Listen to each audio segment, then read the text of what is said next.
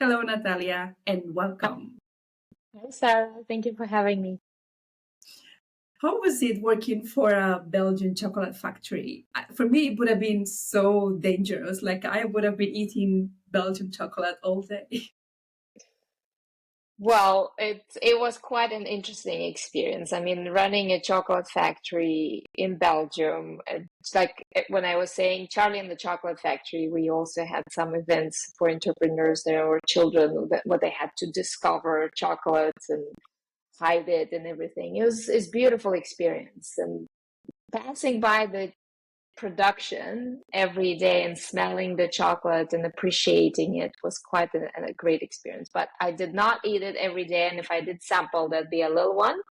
And generally, the product that's not finished, so the less sugar possible, and it was dark chocolate, so it's good. Oh, I love dark chocolate. I honestly, it's the best. It's this bitter at the end. It's just one of my favorite flavors in life. The pure dark chocolate. Yeah, definitely gives some energy as well, so it's a good combination. Yeah, it's great for energy. I was just thinking that last time we saw each other in person was when I was finishing my MBA at IESE, my executive MBA, and you were there as one of the main professors in the comms course. Even though we were not in the same group, I was with Tony actually, but you were there in the cohort, so I remember. It's been some time, like 2 years It's probably. been some time indeed. Yeah, and congratulations with your graduation and the great evolution and growth since then. I have been noticing that. Well done. Thank you. I appreciate that. Actually, the EMBA was quite a journey in itself. So just completing the EMBA was, yay, that was an achievement. And I think now it's about, being, making sense to what you learned and what you feel is right for the future, and then continuing things that make sense and that bring value. So That's that's, beautiful. So, what gives you energy those days? ooh, um, the simple things, like having a glass of wine with people that I care about. That could be like good friends of mine, or whenever I get the chance to see my parents. They don't live in Barcelona; they live nearby, but I see them like I don't know, like a few times, maybe a couple times a month or so. And then the simple things are what keeps me happy. My cats, they're really playful, and I have two cats. And so, as I mentioned before, they sometimes have interrupted my podcast sessions, which is really funny. But just playing around with them just gives me tremendous energy. Sports, tons of sports. I love it. And this podcast also is one of a project that I started, and it's close to my heart. It's not something I do for a living, but it's close to my heart. These conversations on entrepreneurship and business, I enjoy them. And what about yourself? Many different things like this conversation as well, and supporting people and entrepreneurs. And going back to my family, it's not, we can say simple things as meeting and seeing the family. For me, though, it's 15-hour travel to see them. So my dog, every time I look at her, she gives me a lot of energy. It's just wonderful, like the sunshine and living in front of the sea. In Barcelona is beautiful. The sun and the sea and the nature, and just things that you love, a joy that gives you joy. This is very energizing. Um, Yes, we're lucky to live in such a we sunny are. and beautiful city with all these, things to do and good weather that allows these things to happen. And then international, right? So this international vibe, because you can meet new people if you want to regularly and with international backgrounds. Like for me, it's the case with you. You're from Russia and you have all this amazing background, and we are in the same city, so we connect. So this is what I love about Barcelona. You get all these different vibes and connections, and I think it's quite enriching. For sure, and getting to know the people and learning from them is an amazing experience. something I wanted to share with you when I was thinking of this podcast episode is a story about two friends of mine, two Mexican friends of mine, since we are in this international vibe. So I met them when I lived in Mexico. I lived there for almost 2 years, and I met wonderful people. And two people that I met that are really close to me still today are these two Mexican sisters.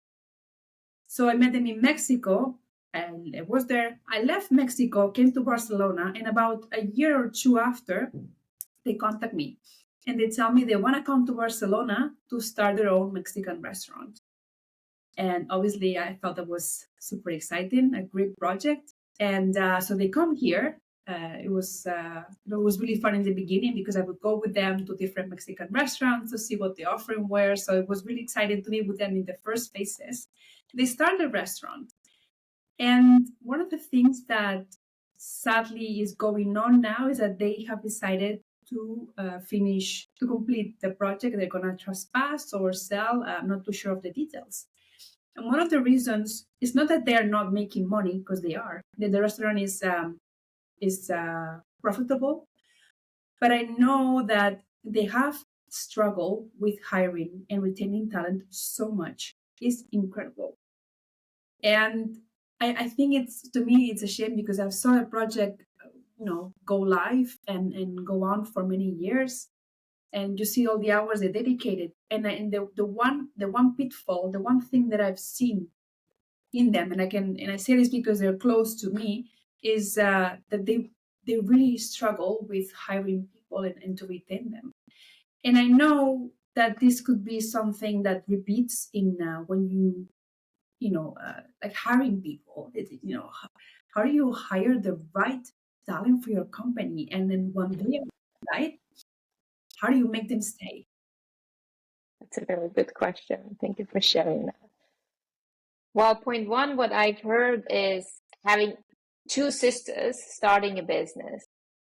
So my first question would be how connected and aligned they are in terms of running a business together. Well, we assume that if they're the sisters and they decided to start a business together, that they're on the same page in terms of, having good connection, having a good communication with clarity and everything, and also alignment in terms of the vision and the values. Why it is important in relation to hiring or retaining the people is that I've noticed with some of my partners, clients that have partners and run the business with someone else, that if one says one thing and the other says another thing, it is very confusing for the employees. And that also can be a reason for conflict or misunderstanding or misalignment between the employees and the two bosses, right? Mm-hmm.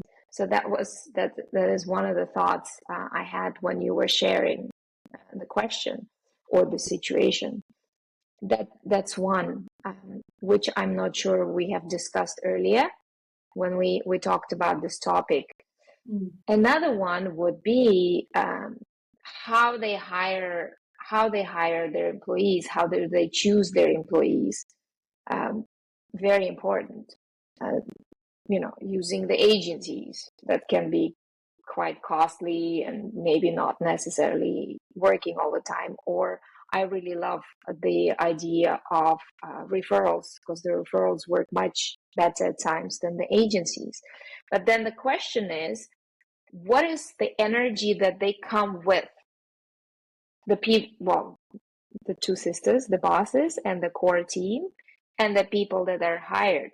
We go back again to the alignment and the resourcefulness within the company, the inner resource, meaning the energy, the motivation, the engagement, and everything. And so we can maybe go into more detail on how to be resourceful, be on a high as leaders within the team, within the business, and how to see what kind of energy are the people coming to work for you have, to make sure that it's aligned and it's working properly, because otherwise it can clash easily. Does that make sense to you? Yeah. And you've touched upon an area that I think is going to be super interesting.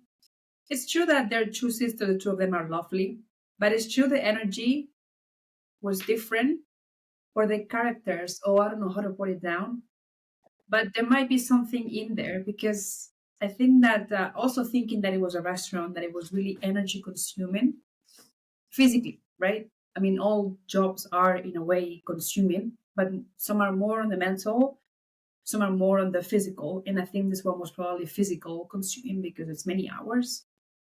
But the energy, this it's possible that the energy levels or something that I don't know whether this is something they ever checked or asked themselves. But I mean, how can you do that? What do you mean with the energy levels? How can we know if we are on the right energy level? Well, energy means a lot of things for different people, and you rightly said it's not just the mental or the emotional or the physical, right? So we get up in the morning and we have the energy and the motivation, and then something happens, and then we are on the low, or we have that sense of lack of energy, lack of engagement, negative thoughts, and all the rest of it. And this can shift a lot depending on what is actually happening in life or in the workplace. So the first point in terms of making sure that the leaders or the core team of the company is exhibiting a higher state of energy, of motivation, of resourcefulness, right? We're not just talking about, happy people with all positive thoughts and great statements and everything that are super motivating and engaging, which is great, but also that these individuals know how to recharge themselves. You rightly said that the work in the restaurant, and I started my career, I don't know, 20 years plus ago working in the restaurants, and I know exactly what it takes. I find that this career very, very useful one to learn a lot about communication, about self-leadership, about the team, because you work in the team and it has to be smooth. It's like you can't you can compare it with a family living together for many years, but you don't you're not, because you just met these people and you have to work in sequence throughout the day on a high, in terms of high energy, high motivation. There's always things happening. There's clients that probably piss you off as well. Things don't work in the kitchen. It takes a lot of energy to do that. And if you get into the conflict, which you cannot allow yourself or the team to be at in the restaurant, because things have to go like this by the minute, or you lose the clients, you lose the money, etc. You need to be on the same level, and that's where alignment comes into, and that energy comes into. So understanding the other people, connecting well with the other people, respecting them. A simple thing, if one drops the spoon, you are passing by and picking up the spoon and not just let it be there. It's that kind of understanding without even talking to a person, right? And that's important. So to make sure that the people that work in the restaurant, whether leaders or the rest, are recharging their energy that they spend a lot of, they need to make sure that they take care of themselves, their health, their emotional state, how the restaurant is in terms of its environment, that it's convenient to pass by, that there's enough air, that it's nice and comfortable and pleasant to be at.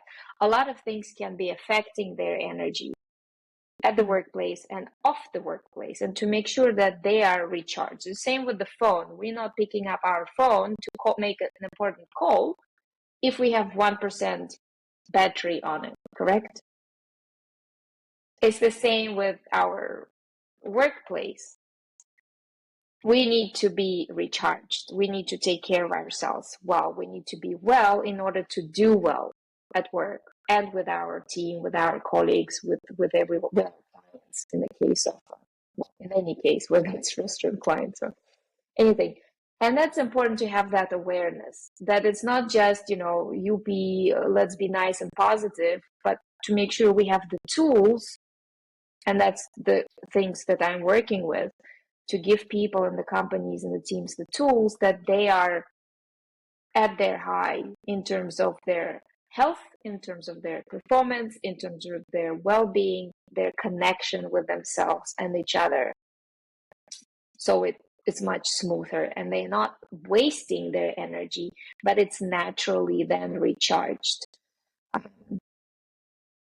And it doesn't take that much effort and conflict. So the one thing that, if let's say we could go back in time and I could speak with my friends with the knowledge that I have now, I would need to tell them, you need to make sure your energy is recharged and at a level that is not going to affect the interactions with your sister, your partner, and then that is not going to impact the environment. But how could they have done that differently? Well, for example, what I use a really great methodology, the energy leadership methodology, we also have the assessments for it, is to understand where we are at internally. Because the way we feel, the kind of attitude we have, or the kind of thoughts that we have affects how we show up and affects how we experience things.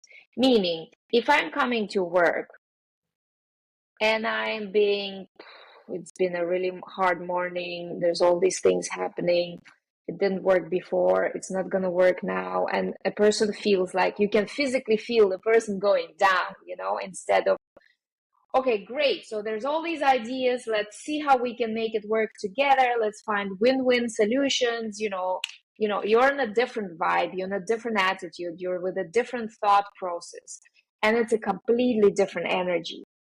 And so while understanding self, where you are at, if you're coming from the place, okay, we have lack of clients or we have an abundance of clients, we have a lack of money or we have plenty of it. So you're coming either from the place of fear or need, or from the place of opportunity, right? One can come from a place of, okay, nobody wants to work in our restaurant, or people are always leaving, we're not good enough, the restaurant is not good enough, we're gonna lose all the clients, and you keep on going down in terms of your energy, in terms of your attitude, in terms of possibilities for that matter, because what you think and how you feel is basically what you attract. We're not talking about law of attraction, but everybody's heard about it, but it's simply the energy. The kind of energy you show up with can either energize and attract people to work for you, or it can push them away, right? I mean, who wants to work for a mean, aggressive, defensive boss versus, All right, so far, what I'm getting is the way they would show up, the way they would, interact with the energy and so on, might have attracted a type of talent that was not a talent to stay. Exactly. It affects a lot, because what we put out there is what people are perceiving. So basically, we're creating our reality, we're creating our future. What I ask my clients to do a lot when they want to change team, or when they understand that the current team is not working and something needs changing, I ask them a simple exercise, for instance. Close your eyes and imagine your ideal future, your ideal team, your ideal environment in the workplace. Who do you work with? What kind of atmosphere is there? What kind of people are there? What kind of personalities? What kind of feeling do you have in that environment? Not cognitively, but in terms of on the body level, on the ideation level, how does that look and feel like? Versus, okay, let's make a job description, let's put in all the skills and capabilities and everything. That is very flat. And it has nothing to do with energy, and it has nothing to do with how do you actually want to feel within your workplace? Because at the end of the day, what you get is, if you create a job description with an energetic profile, meaning with the kind of attitudes of people you want to have versus just the skills, you get completely different applications. And in the interview as well, asking people about their attitude, about their experiences versus what do they learn, what do they know, and what can they do. They're two different things as well. So Not saying one. I imagine something like, let's say we take the classic job description, 5 years in the kitchen doing cakes, and 5 more years of experience serving drinks. What we would do is to think something like someone who can handle this type of situation with this type of values and with this type of, let's say, ways of thinking, or like you're going beyond the skills from what I see. Definitely, you're going beyond the skills. And the same with the interview. There's a difference between screening for skills and experiences versus competency-based interview, when it's about, what would you do in this situation? What have you done in similar situation in the past? And not to say that the past always repeats in the future, because it's about the learning. Again, what have you learned and what would you do differently? And what would be your ideal environment to work with? How describe that environment? How would you like to work with your colleagues? What kind of relationships you want to create with your colleagues? How are you going to solve a difficult situation? Those are the real cases. And the way the person shows up and shares that shows a lot in terms of the connection, the values, the energy, the purpose, and not just, okay, I want to make the ticks and fill the boxes and get the job, but I might not stay long in that job. Because in my ideal picture, I actually see a completely different picture for what I actually want. Actually, it makes sense, because it's not, I don't have a lot of experience hiring and retaining talent, but I worked in sales for many years. And what happened to me was I needed to close the deal, right? So I needed to go to someone that didn't know me, make a good first impression, and then close the deal.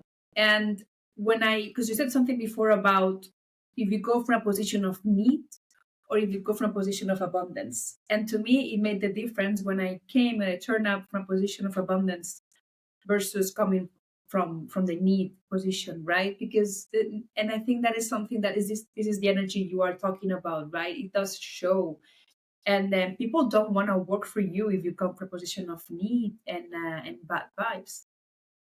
For definitely. And imagine that you have an opportunity to meet the people that you can create the future with, and you can design that future together. You hire for talent, you hire for attitude, right? For energy. Who doesn't want to work for a company you can build and create the future with together? I'd be excited. It's all about, potential opportunities and the dream and the creativity and the collaboration and the win-win. It's not just about me getting the job and you paying the bill. It's much further than that. And that's the kind of energy of a creator, of an opportunity, of abundance, of many different things. And yeah. When you were working for this chocolate company, do you have any experience in which you also follow the classical way of hiring and then you realize that you actually had to go for the energy instead of the skills? Is there any story that you think you can share in that line? Certainly. Well, to start with, since I was the shareholder of the company, at the end of the day, I was hiring for myself. So it was important that these people would be aligned with my value system, with my vision, and with the kind of atmosphere and the energy we want to create in the business. And so there are several things that clearly I don't know everything about production or quality control or packaging, all this, that, and the other. I was always coming more from a commercial place, and the purchasing, and the sales, and the marketing, and the HR, etc. So I'd have to trust their skills, right? So that technical profile we're talking about, that is easy to check.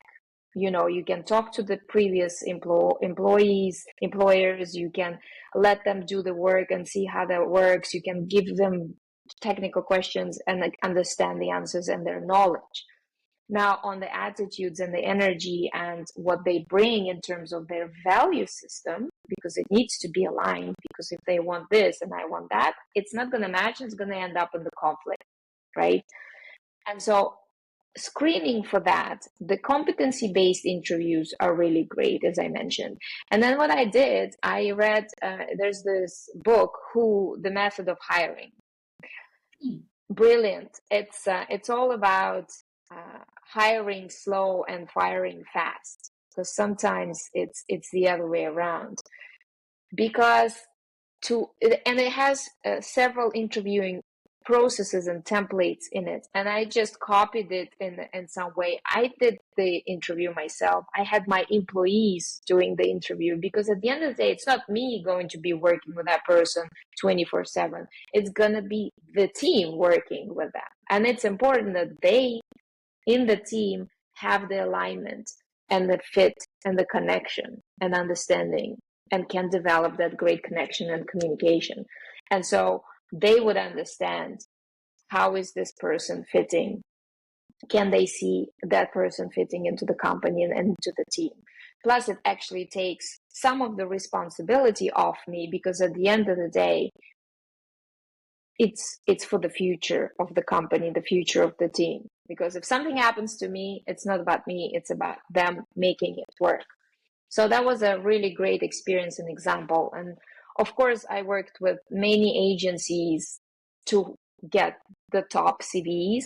At the end of the day, I mean, production company is slightly maybe different from a restaurant business. So depending on the business we're talking about. But agencies, they do take quite a big check for finding the right people, but they do a very thorough screening of them, right? And they do the short list. And they do give the guarantees that if, like in the case of a production director, if in 3 months that person doesn't work, we're going to replace and find a different one. But now there are no guarantees ever. And so what's important not in the hiring, but in the firing, as I said, hire slow, make the right checkups, because it costs more to find a new person than to hire slow, but firing fast to make sure that the person doesn't stay too long and contaminates the rest of the team and the company, right? Because, toxic people, bad relationship, bad communication, we had all sorts of experiences with different people, that it doesn't drag the energy and the well-being of the rest of the team and the rest of the company. So firing fast is important. And while firing, making sure that you have really good exit interviews in place and separate in good terms, whereby you can actually find the win-win, because at times a separation is also win-win, because that person is going to find something that fits him better, and clearly it gives you the space and opportunity to find someone that fits your organization better, and you can find good terms and stay friends, and that person is going to refer candidates. That's also an important aspect. I think you just hit, I don't know, in English, I can remember the expression, the tip of the nail, Iceberg? You just hit you just hit a really important spot here, topic area, whatever you want to call it.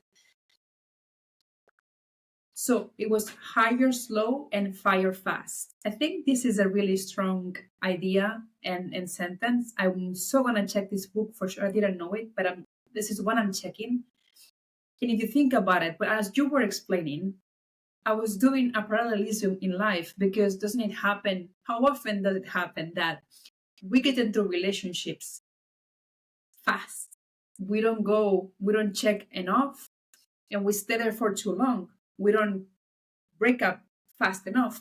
So in a way, it's the same, right? So we just hire because we need the person tomorrow. We want to fill the place. We need the person for production, for whatever project we need to fulfill. But then when we realize it doesn't work, it's so hard to let go. And I guess it's because of the time you've invested in training, in getting these people up to speed. But you just said it. If someone is becoming toxic, not that the person is toxic in itself, but maybe the environment, the combination of profiles did not work well, you gotta be fast, because it can contaminate the entire ecosystem of the team workplace you are in. For sure. And that's where energy comes in again and again, that when you have the team and you know where, on which level everybody is at which level of their awareness, of their motivation, of their engagement, on their toxicity, or the other way around, or their attitude, their perspectives and stuff. How are they showing up? How are they operating? From which place? And see how that all fits. And at times, if you have someone with high ego, or in reality it's low ego, because if you are confident enough, you don't have to bully anybody and be competitive. It's better to take one out than that person dragging everyone else, because then you're going to have a bigger problem of hiring a bigger team. So, but yeah, it's a very typical challenge of staying in a relationship that doesn't function longer than necessary because of all these things you just mentioned. And you get discomfortable in this discomfortable position, or comfortable in the discomfortable position, and sometimes you just need to rip the band-aid. I've been there. I was substituting a production director, or I was hoping for the next time, well, I just hired this person, I finally can do my commercial work and the growth and the rest of the stuff instead of being in production. I don't want to go through that again. So let him stay there. But at the end of the day, at the beginning already, the first month, or even when you're hiring, energetically, intuitively, you actually know much more. But then your brain starts finding the reasons why not. And you start rationalizing and tolerating and coping and all of that other stuff. And that's another one of those energetic attitudes or levels that we're talking about. From which level or perception are you operating? From tolerating, or from an opportunity, or from being stuck? And it's an interesting way of looking at things and people. Sorry, I was wondering, are there any signs, energetic signs, or is there any way that, because logically we all know that we logically will justify all the gaps that we cannot, rationally, understand. But when you are hiring, is there any energetical, tip or alarm that you have experienced, that you think that people should be paying more attention to, but they don't? Definitely, it has a lot to do with people's way of thinking, because our thoughts can be either positive or negative if we want to put them in brackets. But people that always find excuses and feeling guilty or blaming others or judgmental, they're generally going to be on the lower side of their capability and using their potential and helping others to do the same, versus the ones that are coming from that positive attitude, the positive thinking, the way of seeing opportunities rather than problems, the way of learning rather than difficulties. Okay, it's a challenge. What can we learn from it? How can we get together to solve that situation rather than, well, that's a problem again. So a lot has to do with the path of thinking and that's their attitude. And well, we have the assessment for that you can use to see where people are at when everything is great and how do they behave when they're under stress. Because when we are under stress, we tend to behave quite differently. And if we're talking about stressful situations or situations where we have to perform and deliver, there's a difference between being, blaming and judgmental or having lack of confidence or looking at things from a creative, collaborative standpoint. Do you think we know ourselves well enough when we are under stress? Because those moments are not always the case. So they happen momentaneously, right? When we have a stressful situation. For example, I was just thinking now, I don't know that I know myself that well when I am under stress. Like the same way I can describe myself, I am analytical, I am dedicated, and this, and that. Now, if you would ask me, so how are you when you're under stress? Can you describe yourself? I think I can say some things, but I don't think I know myself that well. So as if there were two different Sarahs or something. Yeah, and they are. Then the question is, how long do you stay in that state when you are stressed? In that you can either go in, well, you can go into several different places of freezing or fleeing or fighting. You can be, you can lose confidence and get frozen and paralyzed and waste the time and think you're not capable, or you can go into the place of competition and fighting and trying to prove yourself and to everyone else, and or you can tolerate things and cope and push others or manipulate others to get things done so you can sort of save face, or you can come from the place like, okay, well, doesn't matter, it happened, what's the opportunity? It's same situation but a different reaction, but then the same thing is different things can stress you out differently, and same things can stress other people differently. And we sort of ought to know ourselves, and that's why going through personal development and trying different assessments and having coaches and therapists and learning different things, reading books and stuff, we expand ourselves and our awareness, because we can't solve the problem from the same place it got created, right? So we need to increase our awareness about ourselves, about situations, about other people. And that's when knowing these kind of things, whether it's energy leadership methodology or something else, really help to have the tools to deal with situations when they strike, to deal with them in a different manner and respond in a different manner. I swear, if there was something that I could ask for to the educational thought leaders or people who put together educational programs, is more knowledge of oneself, of yourself, of the way we are when we are in this really stressful situations, because I don't think that there's enough on that field. And I was talking to an entrepreneur, a female entrepreneur, a couple of episodes ago. And when I asked her, what do you recommend to future entrepreneurs, people who are listening, who want to start up? The one thing she said is know yourself. You have to know yourself, because starting up will put you in situations that are very difficult, very stressful. And if you don't know how you react to those, and you are in front of a group of investors, you are talking to potential clients, you need to know yourself for good or for not so good, because this is when you will be able to become more aware and maneuver a bit more. Definitely, definitely. And understanding not only how you react but also why that happens. What are the triggers? And they can be multiple things, and working through these is important, because one thing is, well, I know this is what happens, that's what happens when unexpected situation comes up or someone triggers me. Another thing is going deeper and understanding why that happens and then treating it at the root cause.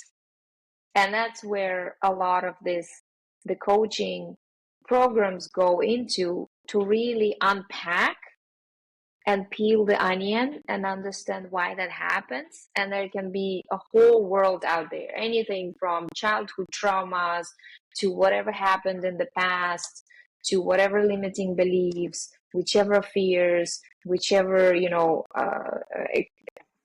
expectations and interpretations and things that we create in our head that are not necessarily true. So really unpacking and going deeper and just unlocking it can make such a big difference of liberating ourselves from all those future situations and reactions. And I guess we can circle this back to what we were saying in the beginning about the energy levels and the high rate, and how knowing oneself when we are in stress situations and when we are looking for talent, when we want to be a magnet of great talent, we have to be a great magnet ourselves. We have to be in our best energy levels so we can attract those great talent to us, like, come work with me. Yeah, that's definitely for sure. That's one. And also understanding what affects and influences those people, their energy, their capacity, their access to their potential, what makes them stressed. And one can say, well, I don't care what makes them stressed and what influences the energy. I just want them to perform, to come to work on time and get things done. Well, that's not how it works, because we're all human. And whatever happens in that person's home or family or on the way to your work actually affects the way that person shows up and experiences everything and works and delivers it to your colleagues and to your clients. So everything is actually affecting, and it's important for you as employees, as leaders, to know that. And so having the tools to not only understand where you are at in terms of your energy and potential, but also your team and what is influencing you and your team in any given moment, and have the support system and the tools to be at your best, to be at your optimal, and for your team to be at the same place. And that's important. So one tool is for sure coaching, to know yourself. Coaching, therapy, whatever method you think it's important. What other methods can people use, or does it depend on the energy type? Or It does, definitely it does. There's plenty of tools that I use, that I train on, everything from mind, body, spirit. People say mindfulness practices, but to be honest, it's not just about our mind, because like I said, the problem can't be solved from the same place where it originated, right? And we can't keep on focusing on the mind, but it's really about mind, body, soul fullness practices. Because when we talk about values alignment and purpose alignment, it's about the soul, it's about the spirit, right? And it's not about being voodoo and being all spiritual and everything, nothing to do with religion, but it's important to make sure that we're in our best state in terms of connecting to our purpose, to our belief system, to our value system. And that's what the soul is for, the spirit is for. Body practices, making sure that we sleep well, that we exercise well, that our nutrition is well. And people say, well, I don't care how long people sleep as long as they come to work on time. Well, what happens is people don't have enough sleep for their top functioning. They don't function well at work. And I'm not saying that we want your people to sleep for 18 hours a day to make sure that they function well, but to make sure that they actually do have enough rest. And a sleeping time actually is a problem of the daytime, because the way we operate during the day, if we exercise enough, again, if we have enough nutrition, if we have those mindful moments of not constantly doing something because it's exhausting, but actually taking the time to pause and rest. And that's what balances our body state and our mind state.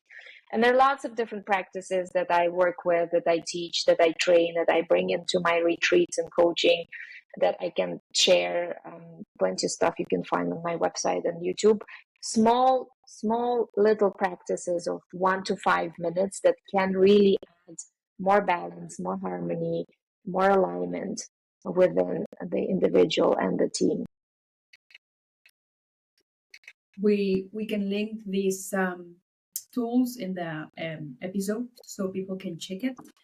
And I mean, for sure, what for me, I know, I mean, everybody has a different, body dynamics, but I know for me, for example, whenever I exercise, my energy levels just triple, So whenever I do a podcast, I always make sure I do sport in the morning. It's really important for me because then I'm not like, oh, I don't feel heavy, I feel recharged. So I always make sure to book a gym session or running session or yoga or something that will move my body when I do a podcast episode.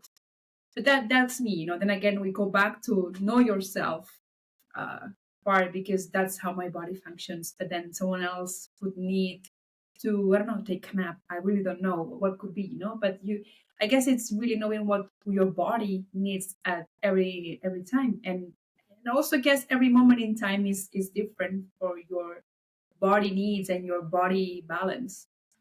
For sure. And we can talk about our mental state to make sure it's at their optimal so we can concentrate better and focus better and have more clarity.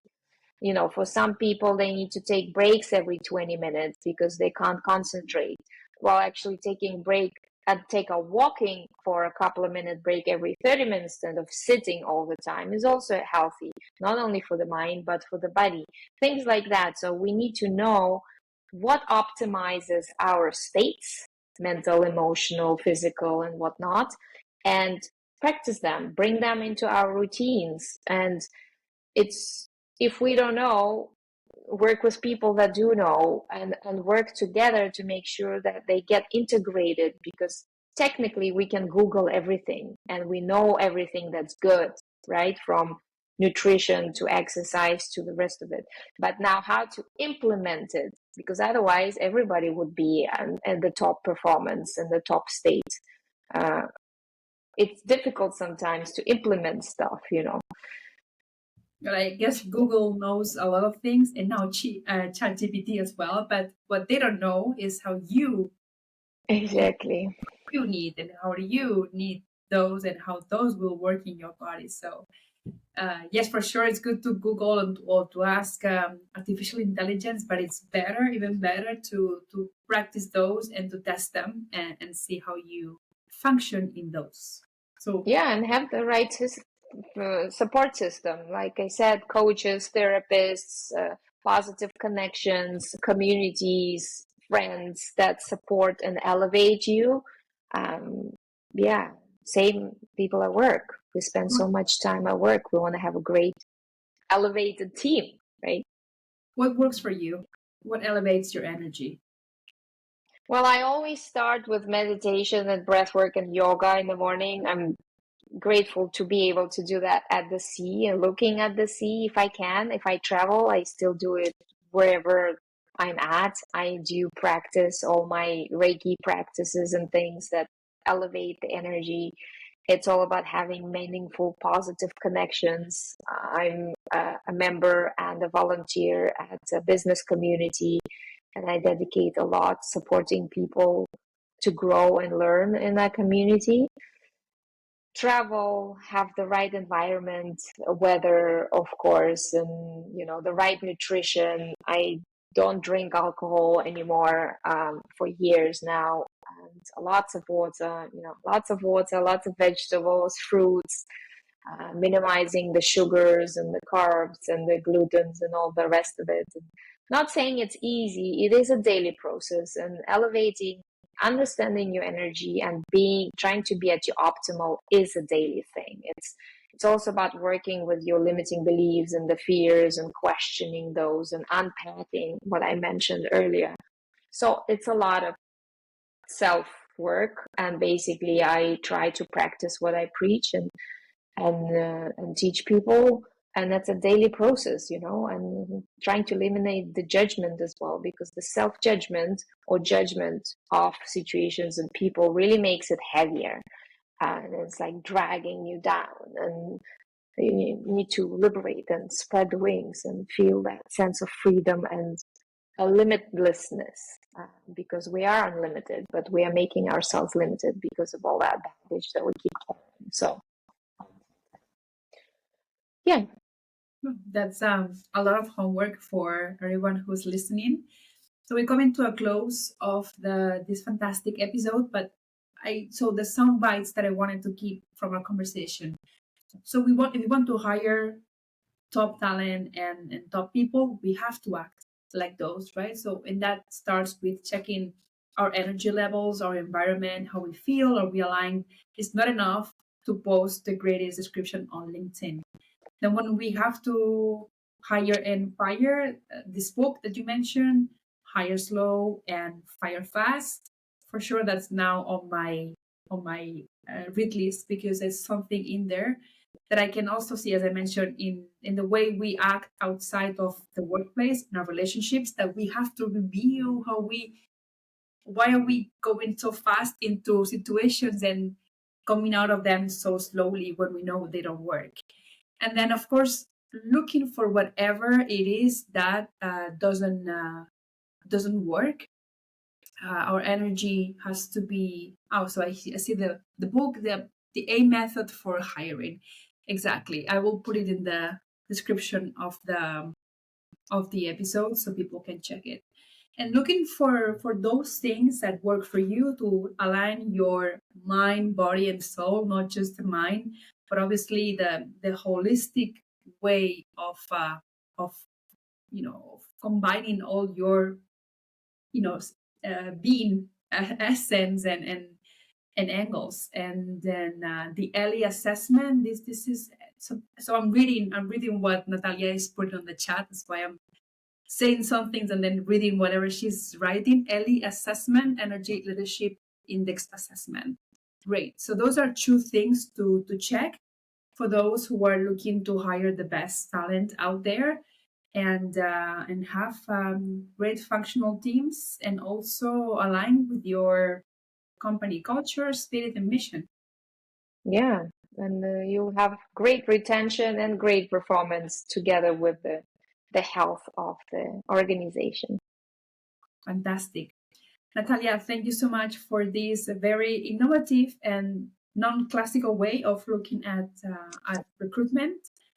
I think we need these fresh approaches sometimes, to get away from the classical how to write a job description that works, or how to do the great interview. Sometimes it starts with, or often it starts with oneself and how you are in the moment. Great. Thank you for having me, Sara. Thank you very much, and speak very soon. Talk to you soon. Do reach out.